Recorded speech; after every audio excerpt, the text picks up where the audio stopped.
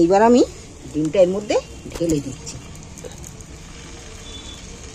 পেঁয়াজটা উপরে ছড়িয়ে দিচ্ছি, এরপর কাঁচা লঙ্কাগুলো ছড়িয়ে দিচ্ছি। আচ্ছা, ডিম নিয়েছি, আজ আমি ডিমের একটা নতুন রেসিপি বানাবো। ডিমের রেসিপি বানাতে আমি কী কী নিয়েছি দেখো।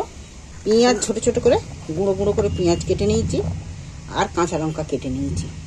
আজ আমি এই ডিমের দারুণ একটা স্বাদের দারুণ রেসিপি বানাবো। সঙ্গে থাকো, কিন্তু ভিডিওটা পুরোটা দেখবে শুরু থেকে শেষ পর্যন্ত। ডিমের সাথে আমি এখানে খানিকটা মুসুর ডাল বেটে নিয়েছি।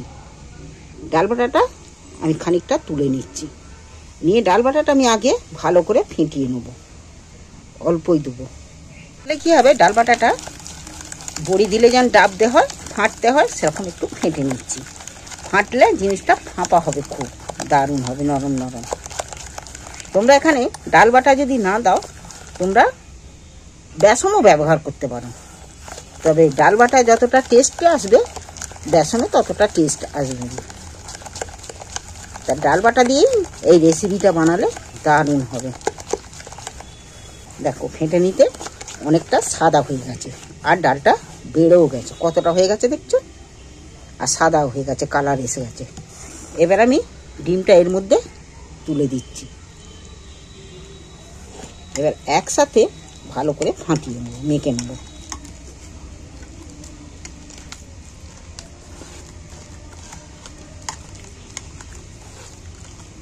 এটাকে ভালো করে চকুটে বের করে নিতে হবে। আমি স্বাদ মতো একটু নুন দিচ্ছি, কারণ নুনটা একটু পরিমাণে কম দিচ্ছি। নুন আমার যখন ডিমটা ধুয়ে রেখেছি তখন আমি নুন দিয়ে রেখেছি। এবার আমি অল্প করে একটু নুন দিই। নুনের মধ্যে চাটুও বসিয়ে দিয়েছি, এখানে আমি অল্প করে তেল দিয়ে দিচ্ছি। এবার চাটুর তেলটা আমি ভালো করে চাটুতে চালিয়ে দিচ্ছি।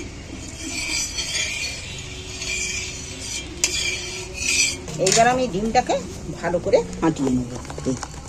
নুনটা যে দিয়েছিল মিক্সড করে নিয়ে এইবার আমি ডিমটা এর মধ্যে ঢেলে দিচ্ছি।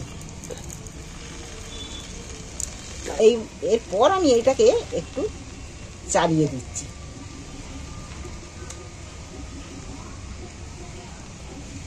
এইবার আমি পেঁয়াজটা উপরে ছড়িয়ে দিচ্ছি,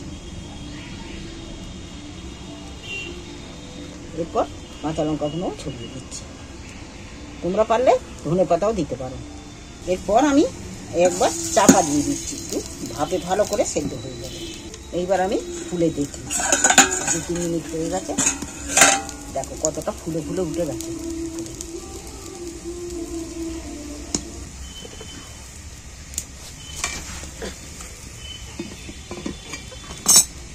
এরপর আমি এইটাকে উল্টিয়ে দিই, ভালোই হয়েছে।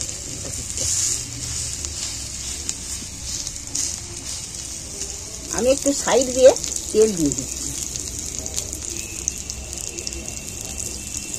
কি, এই পিঠটা তো সুন্দর হয়েছে, পরের পিঠটা দেখি, দেখো দারুণ হয়েছে। তো আমি চাটুটা ভালো করেই কিন্তু ভাজা হয়ে গেছে, দেখছো এই শক্ত হয়ে গেছে, এই পিঠো পিঠ করে দেখো। এইবার আমি চাটু শুদ্ধ নামিয়ে রাখছি।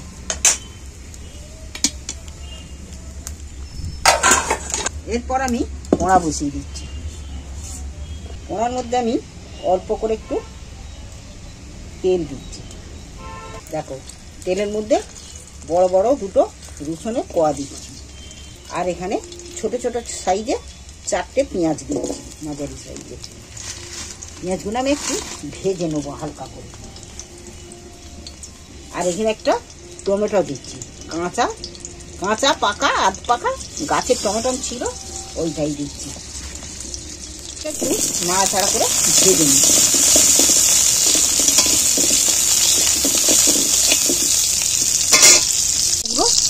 আদা টুকরো দিয়ে দিই। এবার এইখানে আমি একটু তেলে ভালো করে ভেজে নিই।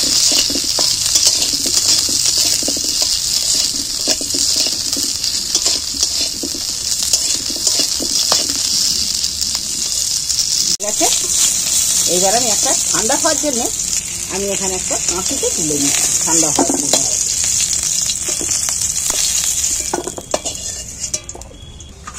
এবার ঠান্ডা হয়ে গেছে, আমি একটা মিক্সারের জারে এগুলো ঢেলে নিচ্ছি। এবার আমি কড়ায় তেল দিয়ে দিচ্ছি। যে কুচনা পেঁয়াজগুলো আমার বেশি ছিল, কুচনা পেঁয়াজগুলো আমি তুলে দিচ্ছি, ছোটো ছোটো কাটা পেঁয়াজগুলো।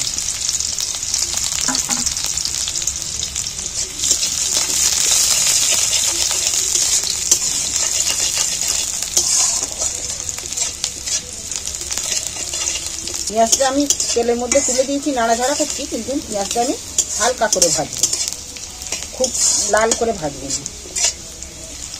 আজ আদা রসুন যে পেস্ট করতে দিয়েছিল সেগুলো এবার আমি কড়ার মধ্যে তুলে দিচ্ছি।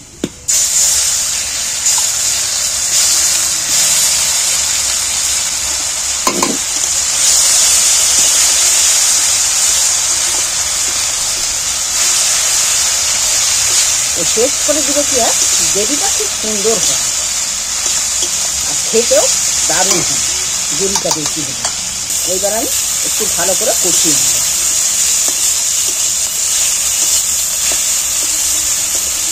এখানে হাফ চামচ, তোমরা যেমন লঙ্কা খাবে সেই রকম অনুযায়ী লঙ্কা দেবে। আমি এখানে লঙ্কা দিচ্ছি।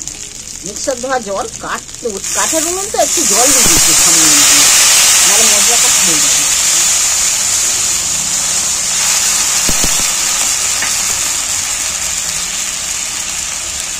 এতে কিন্তু আমি আর অন্য কিছু মশলা দিচ্ছি নি, নুন, এই হলদু আর লঙ্কা দিই, আর মশলাটা স্বাদ মতো নুন।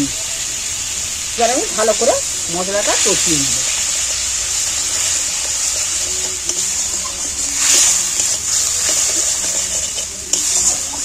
জলটা দিলে মশলাটা শুকনো গুঁড়ো মশলা তো পুড়ে যেতে পারে। মশলাটা কষা কিন্তু আমার হয়েই এসছে, মশলাটা দিয়ে দেখতে তেল ছেড়ে দিয়েছে।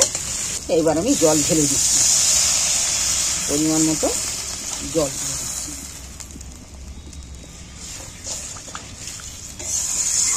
এইভাবে ডিমকে একবার বাড়িতে বানিয়ে খেয়ে দেখবে কেমন লাগে। ঝালটা ফুটে উঠুক, এর মধ্যেই ডিমটাকে আমি কেটে নিচ্ছি সাইজ করে। দেখো কেন পিসা হয়েছে, তবে এইটাকে আমি একটু ছোটো ছোটো করে সাইজের পিস করে নিচ্ছি। কত ভালো লাগবে বলো তো। এইবার আমি ঝালটা ফুটছি, ঝালের মধ্যে তুলে দিচ্ছি। দেখো এইভাবে মাছের ডিম বানিয়ে খেয়ে দেখবে, যেমন স্বাদ হবে তেমন খেতে হবে। দারুণ সেন্ট উঠেছে। তোমরা এরপর এখানে গরম মশলা ব্যবহার করতে পারো।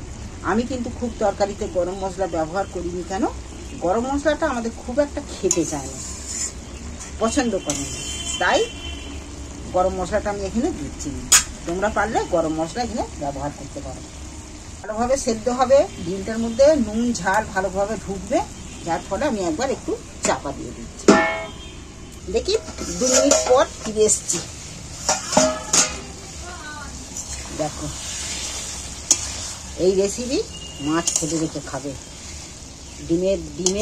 ডিমের রেসিপি খেতে গেলে একটু শক্ত শক্ত লাগে, এই রেসিপি দেখবে নরম তুলতুলে খাবে। এতে দিয়ে ভাত একদম নিয়ে করবে। রেসিপি তোমাদের ভালো লাগলে চ্যানেলটা আমার অবশ্যই সাবস্ক্রাইব করবে, আর কেমন লাগলো এই রেসিপি কমেন্ট করে জানাবে।